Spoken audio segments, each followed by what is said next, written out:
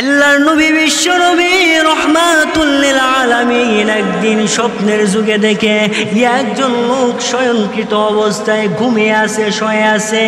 একজন ব্যক্তি ওই লোকের দরবারে ভারী ওজনদার একটা পাথর নিয়ে হাজির হচ্ছে, আর ওই লোকটাকে পাথর দিয়ে মাথার মধ্যে আঘাত করতেছে। হাদিসের বর্ণনা এসেছে ওই লোকটার মাথা চিটকে দূরে পড়ে যায়, দুই ভাগ হয়ে যায়, চূর্ণ বিচূর্ণ হয়ে যায়, আর পাথরটা চিটে দূরে পড়ে যায়।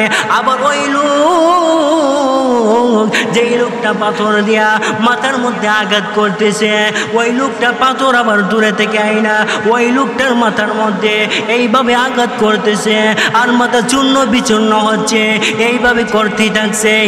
এবার নবীজি রহমতের দুইজন ফেরেশতাকে ডাক দিয়া বলে, আরে ফেরেশতারা, এই লোকটাকে এইভাবে কেন সাজা দেওয়া হচ্ছে? এই লোকটা এমন কি অপরাধ করেছিল, এমন কি অন্যায় করেছিল যার কারণে এই লোকটাকে কঠিন সাজা দেওয়া হচ্ছে? এর কারণ কি? এবার রহমতের দুইজন ফেরেশতা নবীকে ডাক দিয়া বলে, ইয়া রাসূলুল্লাহ, ইয়া হাবিবাল্লাহ, ওগো নবীজি, আপনার এই লোকটা দুনিয়াতে থাকাকালীন সময়ে আল্লাহর ফরজ বিধানের প্রতি মনোযোগ ছিল না। যখন ফজরের সময় মুয়াজ্জিন মানুষদেরকে আহ্বান করতো নামাজের দিকে, মানুষদেরকে ডাকতো, সেই মুহূর্তে ওই লোকটা ঘুমন্ত অবস্থায় ছিল। তার কানে আজানের ধ্বনি পৌঁছার পরেও সে ঘুম থেকে উঠে নাই, বিছানা ত্যাগ করে নাই। এই জন্য মহান আল্লাহ এই লোকটাকে এইভাবে কঠিন সাজার মধ্যে ফেলে রাখছে। তাহলে আমাদেরকে নামাজ আদায় করতে হবে। নামাজ কোনো অবস্থাতেই কোনোভাবে নামাজ এই বিধান, ফরজ বিধানটি ত্যাগ করা যাবে না। আল্লাহ রব্বুল আলামিন অন্য এক আয়াতে দেন কি বলে, الذين يؤمنون بالغيب ويقيمون الصلاة ومما رزقناهم ينفقون الذين يؤمنون بالغيب। আল্লাহ রব্বুল আলামিন বলেন, যেই সমস্ত মুমিন মুসলমান, যেই সমস্ত ইমানদার বান্দা বান্দিগণ আমি আল্লাহর অদৃশ্যতার প্রতি ঈমান আনয়ন করেছে, আমি আল্লাহ যে আসমান সৃষ্টি করলাম, আমি আল্লাহ যে জমিন সৃষ্টি করলাম, আমি আল্লাহ যে কবর আযাব সৃষ্টি করলাম, কবর আযাব আছে, হাসর আছে, ফুলসিরাত আছে, মিজান আছে, আখিরাতের দিবসের উপর যে বান্দা বান্দি ঈমান আনয়ন করেছে, ওই সমস্ত বান্দা বান্দিদেরকে আল্লাহ রব্বুল আলামিন ডেকে ডেকে বলতেছে, ওয়া ইউকিমুনাস সালাতা ওয়া মিম্মা রাযাকনাহুম ইউনফিকুন।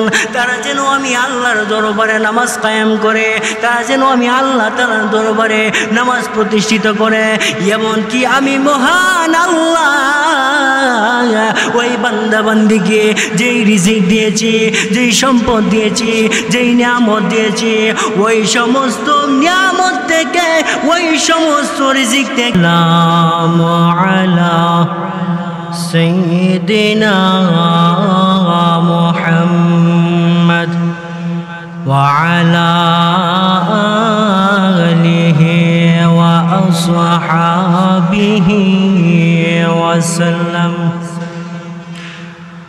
الذي دعا الناس من عبادة الأوثان إلى عبادة الرحمن، ونشهد أن لا إله إلا الله وحده لا شريك له، ونشهد أن سيدنا وسندنا وحبيبنا ومولانا محمدا عبده ورسوله الذي إلى الناس كافة بشيرا ونذيرا وداعيا إلى الله بإذنه وسراجا منيرا أما بعد فأعوذ بالله من الشيطان الرجيم بسم الله الرحمن الرحيم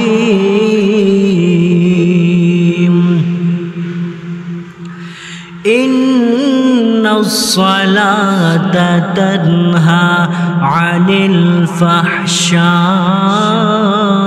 والمنكر صدق الله العظيم وقال تعالى في شأن حبيبه ومحبوبه ومعشوقه مخبرا وآمرا إن الله وملائكته يصلون على النبي يا أيها الذين آمنوا صلوا عليه وسلموا تسليما بلغ العلا بكماله كشف الدجى بجماله حسنة جميع خصاله صلوا عليه وآله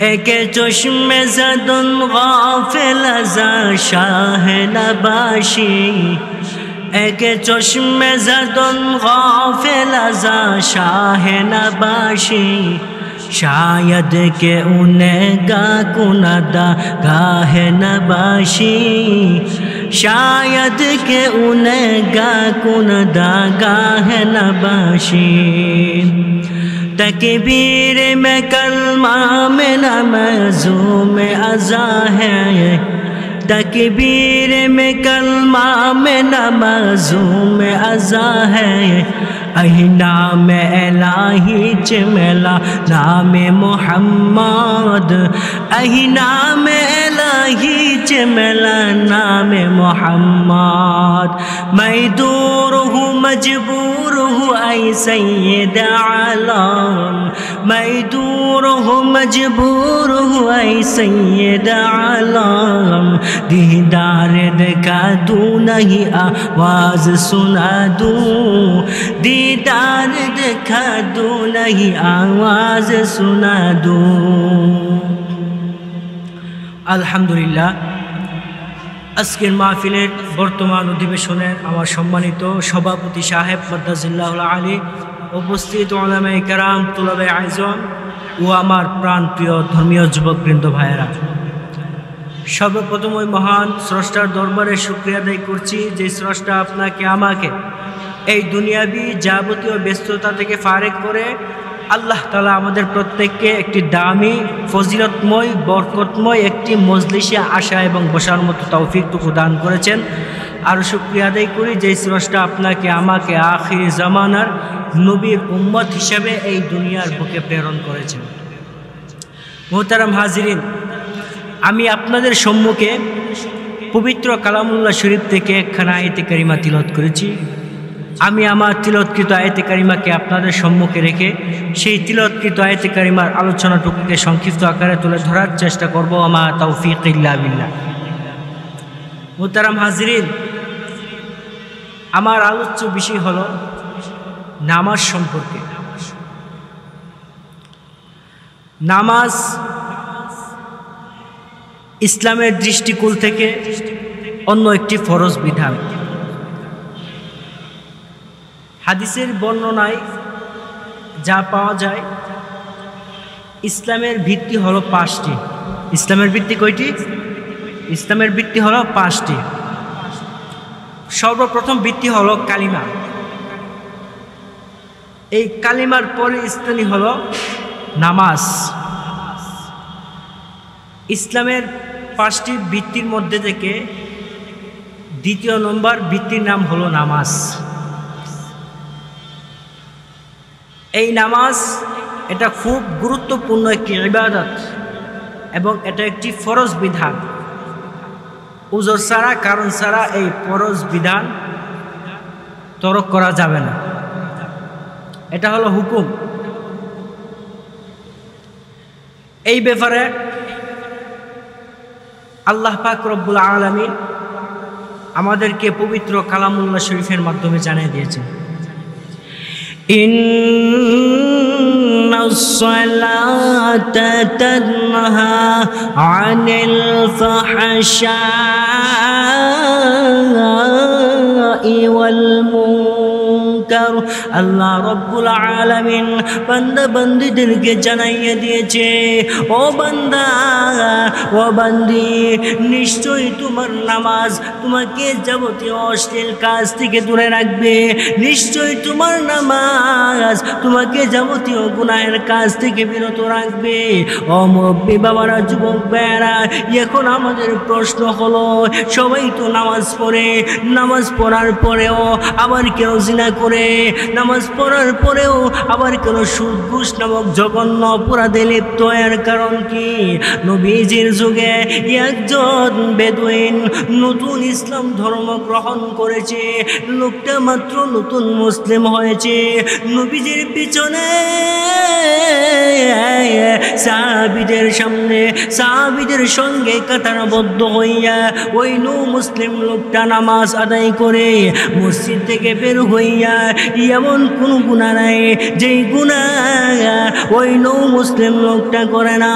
এবার সাহাবায়ে কেরাম নবীকে ডাক দিয়া বলে, ইয়া রাসূলুল্লাহ, ইয়া হাবিবাল্লাহ, ওগো নবীজি, কিছুদিন আগে যেই বিদয়ন মুসলিম, যেই লোকটা নতুন ইসলাম ধর্ম গ্রহণ করেছে, ওই লোকটা আপনার পিছনে আমাদের সঙ্গে দাঁড়াইয়া জামাতবদ্ধ হইয়া কাতারবদ্ধ হইয়া নামাজ আদায় করে এই লোকটা মসজিদ থেকে বের হইয়া সমাজের এমন কোনো গুনাহ নাই যে সমস্ত গুনাহ ওই সাহাবী করে না।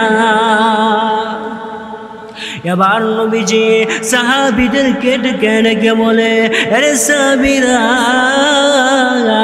এই লোকটা মাত্র নতুন ইসলাম ধর্ম গ্রহণ করেছে।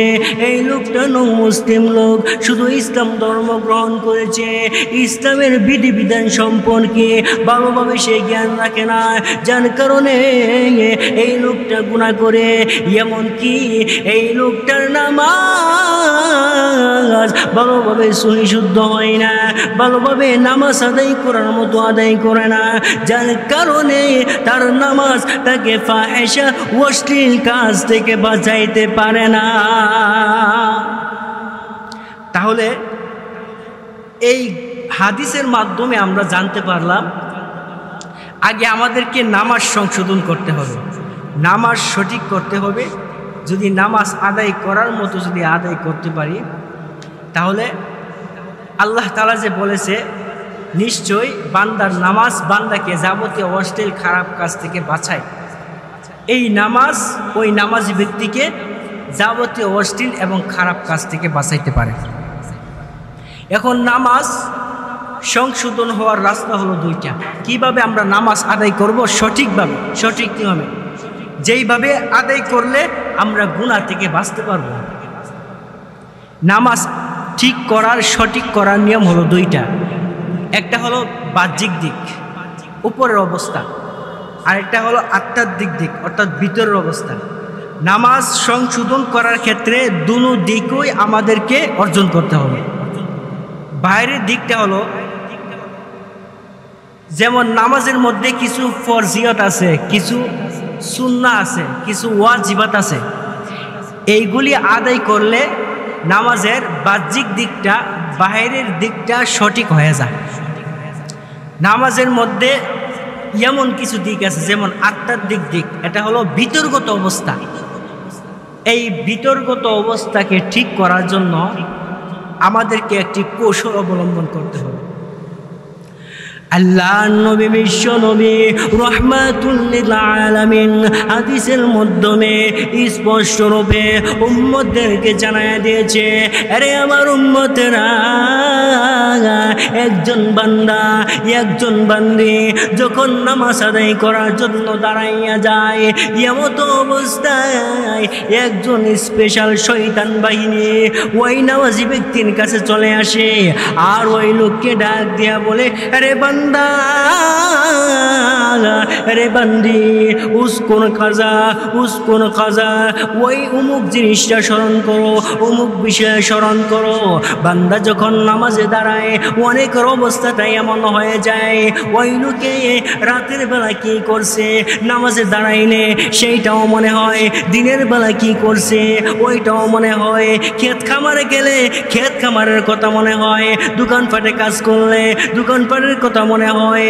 এই কাজটা কেন হয়, এসব চিন্তা ফিকির কেন মাথায় আসে? এর এক নম্বর কারণ হলো বান্দার নামাজ সংশোধন হয় নাই, বান্দার নামাজ ঠিক হয় নাই।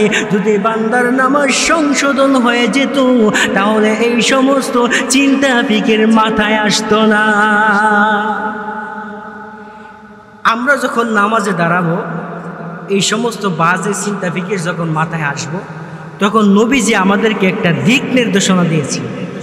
যখন শয়তানে অমুক বিষয়ে স্মরণ করাইবে তখন আমাদেরকে একটা কৌশল অবলম্বন করতে হবে।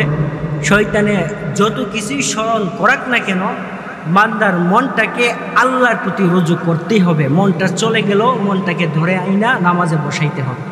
এই কৌশলটা নবীজি বান্দাবান্দিকে উম্মতদেরকে জানায় দিছে। এবার আসুন নামাজের ফজিলত। নামাজ আদায় করলে আল্লাহ রব্বুল আলামিন আমাদেরকে কি পরিমাণে ফজিলত সম্পন্ন নামক কাজ দান করবে, কিভাবে উত্তম প্রতিদান আমাদেরকে দান করবে। হযরতে আবু যর গিফারী রাদিয়াল্লাহু তাআলা আনহু এটা হাদিস বর্ণিত, আল্লাহর নবী বিশ্ব নবী রাহমাতুল লিল আলামিন শীতের মৌসুমে একদিন ঘর থেকে বের হয়েছে। একটি গাছের ডালে, পাতা জ্বলন্ত গাছের ডালে নবীজি স্পর্শ করেছে। ওই পাতা জ্বলন্ত গাছের ডালে যেই মুহূর্তে নবীজি স্পর্শ করেছে, সঙ্গে সঙ্গে ওই গাছের পাতা আর অধিক পরিমাণে জ্বলতে লাগলো। এবার নবীজি হযরত আবু যর গিফারীকে ডাক দিয়া বলে, আরে আবু যর গিফারী, একটা বান্দি যখন খুশু খুজুর সঙ্গে ওযু করে আর মহান আল্লাহ তাআলার দরবারে 2 রাকাত নামাজ যখন আদায় করে, মহান আল্লাহ ওই ফাটা জ্বলন্ত গাছের মতো তার গুনাহগুলিকে ঝরাইতে থাকে। সুবহানাল্লাহ। এই নামাজের এত ফজিলত। হাসরের ময়দানে নামাজ বান্দা বান্দির জন্য জেতির কারণ হয়ে যাবে, সুপারিশ করার কারণ হয়ে যাবে, দলিল হিসাবে সাব্যস্ত হবে। ওই নামাজ যতক্ষণ না পর্যন্ত বান্দাকে জান্নাতে না নেবে, যতক্ষণ না পর্যন্ত বান্দিকে জান্নাতে না নেবে, ততক্ষণ পর্যন্ত বান্দা বান্দির জন্য তার নামাজ মহান আল্লাহর দরবারে সুপারিশ করতে থাকবে।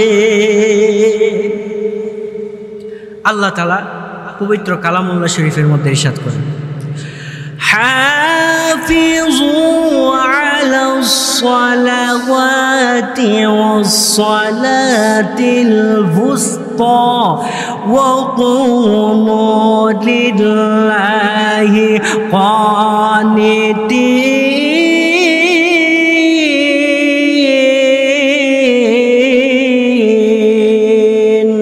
আল্লাহ রব্বুল আলামিন বলেন, ও বান্দা ও বান্দি তোমরা যত্নের সহিত আমি মহান আল্লাহর বিধান পালন করো।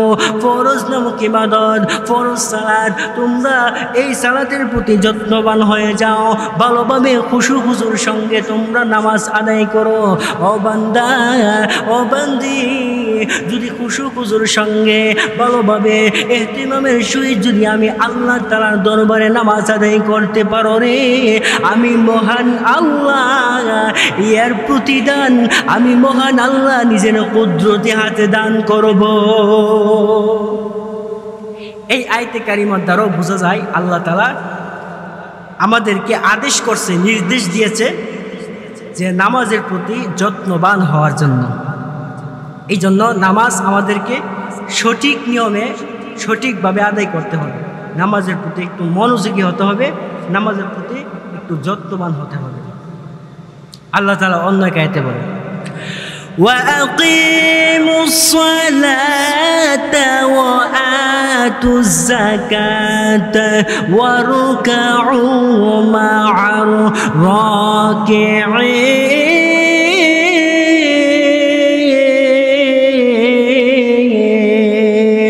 আল্লাহ রব্বুল আলামিন বান্দা বান্দিকে আদেশ করেছে, ও বান্দা ও বান্দি আকিমুস সালাহ, তোমরা নামাজ প্রতিষ্ঠিত করো। নামাজ প্রতিষ্ঠিত করার অর্থের ব্যাপারে মুফাসসিরিনে কেরাম তাফসীরের কিতাবের মধ্যে লিখেছে শুধু নিজে নামাজ আদায় করলে হবে না, এই নামাজ প্রতিষ্ঠিত করার কথা বলছে। নামাজের ব্যাপারে মানুষদেরকে বুঝাইতে হবে, নামাজের দাওয়াত দিতে হবে। এটা হলো আকিম এই শব্দের অর্থ। ও মুরব্বী বাবারা, যুবক ভাইয়েরা, নামাজ সালাতের প্রতি যত্নবান হতে হবে, এমনকি সালাত কায়েম করতে হবে, সালাত প্রতিষ্ঠিত করতে হবে। ওয়ারকাউ মা'আর রাকিঈন, এবং ও বান্দা ও বান্দি তোমরা রুকু করো, আমি আল্লাহর প্রতি ঝুঁকে যাও। যেই সমস্ত বান্দা বান্দি আমি আল্লাহ তাআলার প্রতি ঝুঁকে আমি আল্লাহ তাআলার প্রতি নত হয়ে যায়, ওই সমস্ত বান্দা বান্দির জন্য তোমাদের ঘোষণা হলো তোমরা এই মুহূর্তে তাদের সঙ্গে যোগদান করো। আল্লাহ তাআলা আদেশ করতেছে যারা রুকু করে, যারা আল্লাহর জন্য ঝুঁকে যায়, আল্লাহ তাআলা বলতেছেন তাদের সঙ্গে রুকুকারীদের সঙ্গে আল্লাহ তাআলা রাকিঈন বলছে, অর্থাৎ যারা রুকু করে রুকু আদায়কারীর সঙ্গে তোমরা যোগদান করো। আল্লাহ তাআলা অন্য এক আয়াতে কারিমাতে বলেন ইয়া আইয়ুহাল্লাযীনা আমানুস্তাঈনু বিস-সাবরি ওয়াস-সালাহ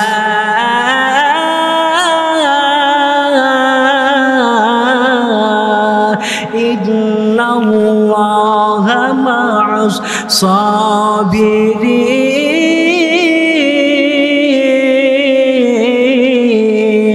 আল্লাহ রব্বুল আলামিন বলেন ইয়া আইয়ুহাল্লাযীনা আমানুস্তাঈনু, হে ইমানদারগণ, হে বিশ্বাসীগণ, ইস্তাঈনু তোমরা আমি মহান আল্লাহ তাআলার দরবারে প্রার্থনা করো, আমি মহান আল্লাহ তাআলার দরবারে চাও।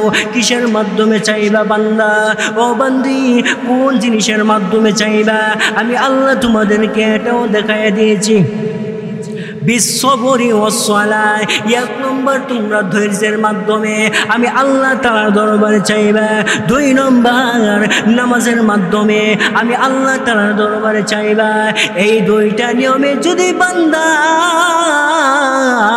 আমি আল্লাহ তাআলার দরবারে চাইতে পারো, ও বান্দা আমি আল্লাহ ঘোষণা দিয়েছি নামাজের মাধ্যমে আর ধৈর্যের মাধ্যমে আমি আল্লাহ তাআলার দরবারে যদি চাইতে পারো, আমি মহান আল্লাহ চাইতে দেরি হবে, একটা জিনিস দান করতে দেরি করব না। আল্লাহ তাআলার দরবারে বান্দা কিভাবে চাইবে, কিভাবে প্রার্থনা করবে, এই মাধ্যমটাও বান্দা বান্দিকে আল্লাহ দেখাই দিয়েছে। চাওয়ার মতো চাইতে হবে, দুইটা জিনিসের মাধ্যমে বান্দা চাইবে। এক নম্বর হলো ধৈর্য, দ্বিতীয় নম্বর হলো নামাজ। এরপরে অংশে আল্লাহ বলে ইন্নাল্লাহা মা'আস সাবিরিন।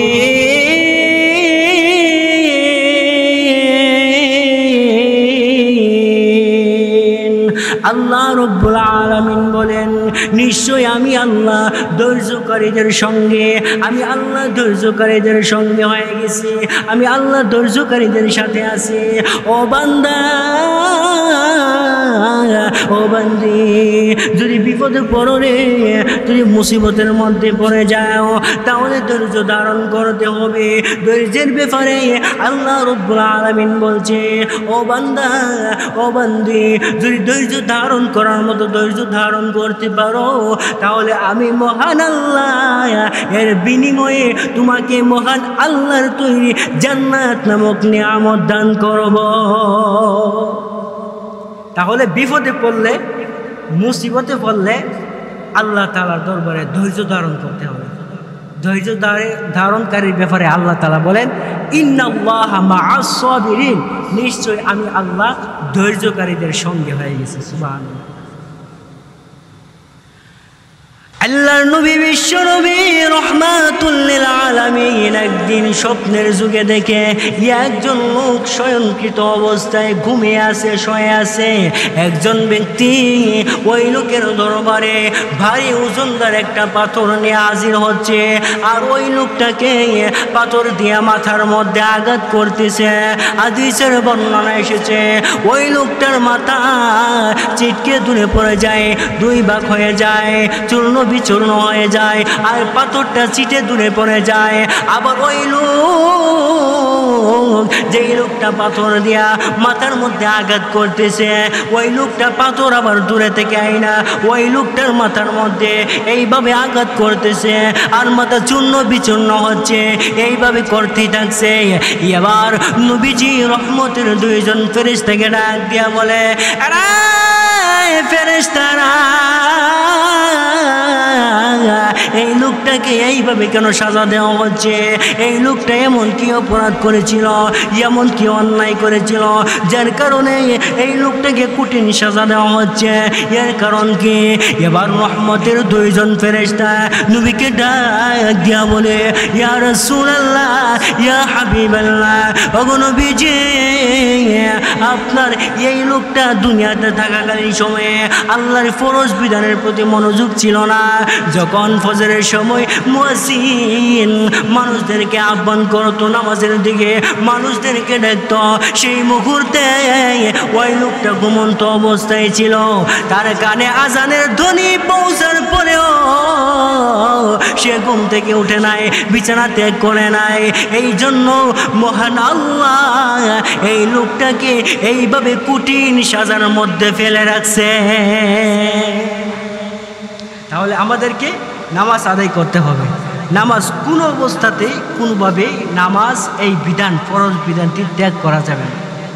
আল্লাহ রাব্বুল আলামিন অন্য এক আয়াতে দেন কি বলে, الذين يؤمنون بالغيب ويقيمون الصلاة ومما رزقناهم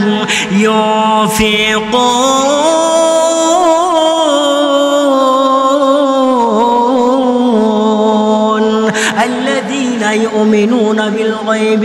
আল্লাহ রাব্বুল আলামিন বলেন, যেই সমস্ত মুমিন মুসলমান, যেই সমস্ত ইমানদার বান্দা বান্দিগণ আমি আল্লাহর অদৃশ্যতার প্রতি ঈমান আনয়ন করেছে, আমি আল্লাহ যে আসমান সৃষ্টি করলাম, আমি আল্লাহ যে জমিন সৃষ্টি করলাম, আমি আল্লাহ যে কবর আযাব সৃষ্টি করলাম, কবর আযাব আছে, হাসর আছে, ফুলসিরাত আছে, মিজান আছে, আখিরাতের দিবসের উপর যে বান্দা বান্দি ঈমান আনয়ন করেছে, ওই সমস্ত বান্দা বান্দিদেরকে আল্লাহ রাব্বুল আলামিন ডেকে বলতেছে, ওয়া ইউকিমুনাস সালাতা ওয়া মিম্মা রাযাকনাহুম ইউনফিকুন। তারা যেন আমি আল্লাহর দরবারে নামাজ কায়েম করে, তারা যেন আমি আল্লাহ তাআলার দরবারে নামাজ প্রতিষ্ঠিত করে।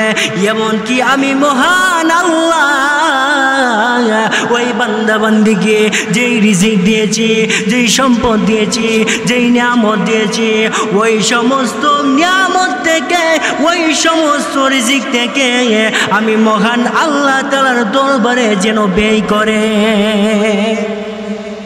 আল্লাহ তাআলা ইমানদার বান্দা বান্দীদেরকে নির্দেশ দিছে, আদেশ করছে যে তারা যেন আমি আল্লাহর ফরজ নামক বিধান যেন পালন করে এবং আমি আল্লাহ তাদেরকে যে সম্পদ দিয়েছি, যে রিজিক নামক নিয়ামত দিয়েছি, ওই রিজিক নামক নিয়ামত থেকে ওই ফরজ বিধান তারা যেন পালন করে এবং রিজিক নামক নিয়ামত থেকে যেন তারা ব্যয় করে, তারা খরচ করে, অর্থাৎ দান খয়রাত করে। এই জন্য আল্লাহ রব্বুল আলামিনের এই ফরজ নামক ইবাদত, এই ফরজ নামক বিধান সঠিকভাবে পালন করতে হবে, সঠিক নিয়মে পালন করতে হবে। বান্দা যদি সঠিকভাবে সঠিক নিয়মে মহান আল্লাহ তাআলার ফরজ বিধান যদি পালন করতে পারে, মহান আল্লাহ এই ফরজ নামক ইবাদতের খাতিরে বান্দাকে গুনাহ নামক জঘন্য কাজ থেকে দূরে রাখবে। এই জন্য এই নামাজ আদায় করার মতো আদায় করতে হবে। যদি ফরজ ইবাদত আদায় করার মতো আদায় করতে পারি, তাহলে আল্লাহ তাআলা ঘোষণা দিয়েছে এই নামাজ আদায় করার খাতিরে আমাদেরকে গুনাহ এবং ফাহেশা কাজ থেকে দূরে রাখবে। এখন গুনাহ হয়েছে দুই প্রকার। গুনাহ কয় প্রকার? গুনাহ হয়েছে দুই প্রকার। এক প্রকার গুনাহ হলো ফাহেশা গুনাহ, যে গুনাহ বান্দি যখন করবে তখন তার বিবেকের মধ্যে, তার আকলের মধ্যে, তার বিবেকের মধ্যে ধরা পড়বে যে এটা গুনাহ। আরেক প্রকার গুনাহ হলো মুনকার গুনাহ, যেই গুনাহ দলিল আদিল্লার মাধ্যমে জানতে হয়, নিজের বিবেকের দ্বারা বুঝে আসে না, এমন গুনার নাম হলো মুনকার গুনাহ। দুনো প্রকার গুনাহ হইতেই আল্লাহ তাআলা বাঁচাবে যদি নামাজ কায়েম করতে পারে সঠিকভাবে, আর যদি নামাজ ধৈর্যের সহিত খুশুখুশুর সঙ্গে ইহতিমামের সঙ্গে যদি ভালোভাবে আদায় করতে পারে, বান্দা দুনো প্রকার গুনাহ থেকেই বাঁচতে পারবে। আল্লাহ তাআলা আমার এই সংক্ষিপ্ত মুখতাসার কথার উপর প্রত্যেককে আমল করার মতো তৌফিকটুকু আনায়াত করুক। মোহতারাম হাজিরিন, আমি আপনাদের সকলের কাছে দোয়া চাই, হ্যাঁ আপনারা আমার জন্য দোয়া করবেন, আমিও আপনাদের সকলের জন্য দোয়া করি। মনোজাত হয়ে যাব, আমরা সকলে এই মুহূর্তে মোনাজাতে শামিল হব ইনশাআল্লাহ। এই মুহূর্তে মোনাজাত হচ্ছে। ربنا ظلمنا أنفسنا وإن لم تغفر لنا وترحمنا لنكونن من الخاسرين ربنا فاغفر لنا ذنوبنا وكفر عنا سيئاتنا وتوفنا مع الأبرار رب ارحمهما كما ربياني صغيرا